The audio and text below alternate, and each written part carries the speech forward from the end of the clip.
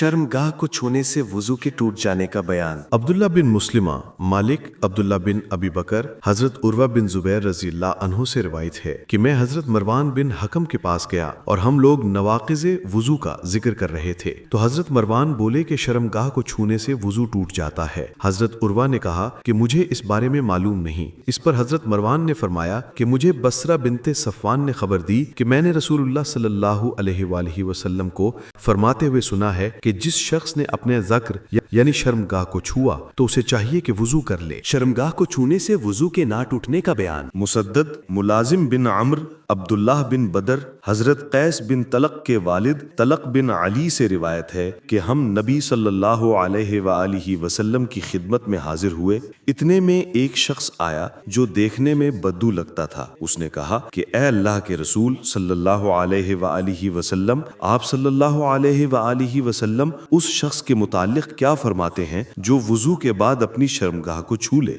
आप सल्लल्लाहु अलैहि वसल्लम ने फरमाया, वो भी तो जिस्म का एक टुकड़ा ही है।